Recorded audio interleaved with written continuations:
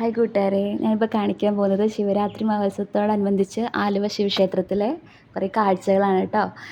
ഒത്തിരി ആൾത്തിരക്കും അതുപോലെ തന്നെ കച്ചവടക്കാരും ഒരുപാട് ഭക്തജനങ്ങളും ഒക്കെ ഉണ്ടായിരുന്നു. ഇത് കാണാൻ തന്നെ നല്ല രസമായിരുന്നു കേട്ടോ.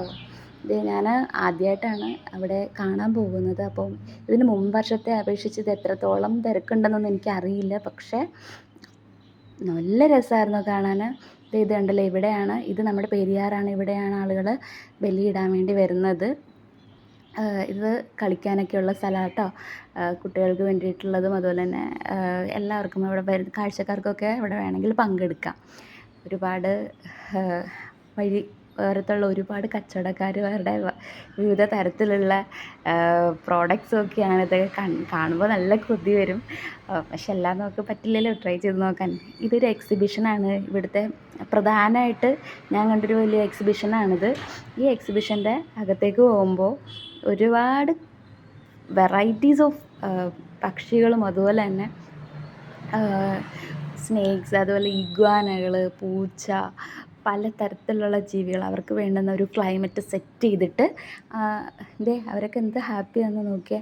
അപ്പം അവരങ്ങോട്ടും ഇങ്ങോട്ടും പറന്ന് നടക്കുന്നുണ്ട്. അവർ ഫ്രീ ആയിട്ട് വിട്ടേക്കാണ് ആ ഒരു ചെറിയ കൂടാരത്തിൽ കേട്ടോ. ഒരാളിങ്ങനെ അടുത്തിരിപ്പുണ്ട്. ഒരാൾ കൂട്ടം തെറ്റി സൈഡിൽ മാറിയിരിക്കുക, പേടിയുണ്ടെന്നാണ് തോന്നുന്നത്. അപ്പോൾ നല്ല തണുപ്പുള്ള ഒരു അറ്റ്മോസ്ഫിയർ ക്രിയേറ്റ് ചെയ്തിട്ട് ഇവരെ അവിടെ എടുത്തേക്കാണ്. അവർക്ക് ഫീഡ് ചെയ്യാനൊന്നും പാടില്ലെന്ന് പ്രത്യേകം എഴുതി വെച്ചിട്ടുണ്ട്. ഇത് കണ്ടോ, ഒരാൾ അടങ്ങി ഒതുങ്ങി ഒരാളുടെ കഴുത്തിൽ കിടക്കണേ.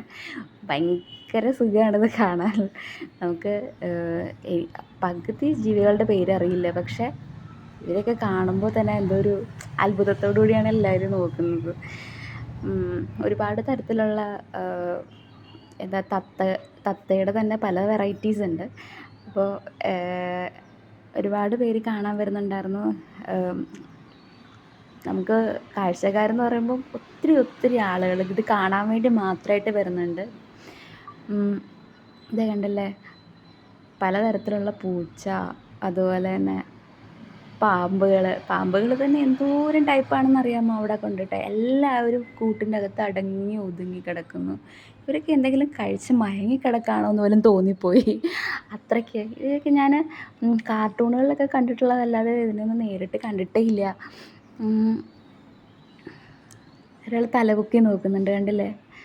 പകുതി എണ്ണം മയങ്ങി കിടക്കുക, എല്ലാ അച്ചടക്കമുള്ള. എൻ്റെയൊക്കെ വിഷം, എനിക്ക് തോന്നുന്നു വിഷമില്ലാതെ ഇങ്ങനെ വിഷമില്ലാത്ത തരത്തിലാക്കി പാമ്പിനെ കൊണ്ട് വെച്ചിട്ടുള്ളതാണെന്ന് തോന്നുന്നു. അപ്പോൾ ഇതിനേക്കാൾ കൂടുതൽ അവിടെ ഉണ്ട്. വീഡിയോ എടുക്കാൻ വിട്ടുപോയതാണ്. ശരിക്കും പറഞ്ഞു കഴിഞ്ഞാൽ അമ്പലത്തിലെ കാഴ്ചകളാണ് കൂടുതൽ എടുക്കേണ്ടതെങ്കിലും എനിക്ക് കൂടുതൽ ഫോക്കസ് ചെയ്യാൻ തോന്നിയത് ഈ ഏരിയയാണ് കേട്ടോ. അമ്പലത്തിൽ നല്ല തിരക്കുണ്ടായിരുന്നു, ക്യൂ ആയിരുന്നു. ആ ക്യൂവിൽ നിന്നപ്പോൾ തന്നെ, ക്യൂ കണ്ടപ്പോൾ തന്നെ ഒരുവിധം വിചാരിച്ചു ഇപ്പോൾ വന്ന് തൊഴണ്ട, പിന്നീട് തൊഴുതാൽ മതിയെന്ന്. പിന്നെ ഞങ്ങൾ ഈ കാഴ്ചകളൊക്കെ കാണാൻ പോയി. കണ്ടില്ലേ, ഇതൊക്കെ പിന്നെ കിട്ടില്ല. അമ്പലത്തിൽ പിറ്റേന്നാണേലും തൊഴാമല്ലോ എന്ന് വിചാരിച്ചിട്ട് ഞങ്ങൾ അത് അന്നത്തെ ദിവസം സ്കിപ്പ് ചെയ്തു. കാരണം തിരക്ക് കാരണം എല്ലായിടും നല്ല പൊടി പിടിച്ചൊക്കെ കിടക്കുമായിരുന്നു. കച്ചവടമാണെങ്കിൽ ഭയങ്കര പൊടി പിടിക്കലായിരുന്നു. അപ്പോൾ ഇപ്പോഴാണേലും കച്ചവടമൊക്കെ ഉണ്ടാവും. അപ്പോൾ ഈ ഒരു ഉത്സവത്തിൻ്റെ ഭാഗമായിട്ട് ഈ എക്സിബിഷൻ വന്നിട്ടുണ്ടാവുക. ഇപ്പോഴെന്താണ് അവസ്ഥയെന്ന് അറിയത്തില്ല. ഈ എക്സിബിഷനൊക്കെ കഴിഞ്ഞിട്ടുണ്ടാവും. ഒരാൾക്ക് 100 രൂപ വെച്ചിട്ടാണ് എക്സിബിഷൻ്റെ എൻട്രി കൊടുക്കുന്നത് കേട്ടോ. ഇതൊക്കെ നല്ല രസമാണ് കാണാൻ. ഇത് കണ്ടോ, ഇഗ്വാനയാണ്. ഇഗ്വാനയിൽ തന്നെ ഒരുപാടുണ്ടായിരുന്നു എന്നറിയില്ല.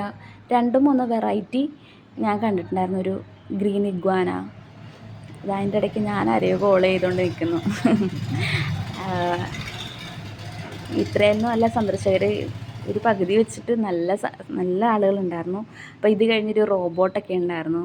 അത് അപ്പുറം ഒരു ടാങ്കിൽ മത്സ്യകന്യകയുടെ കൂട്ടുള്ളൊരു സങ്കല്പം പോലെ ഒരു സംഭവം ഉണ്ടായിരുന്നു. ഇതെല്ലാം കഴിഞ്ഞ് ഞങ്ങൾ ഹാപ്പി ആയിട്ടാണ് തിരിച്ചു പോയത്. Okay, by.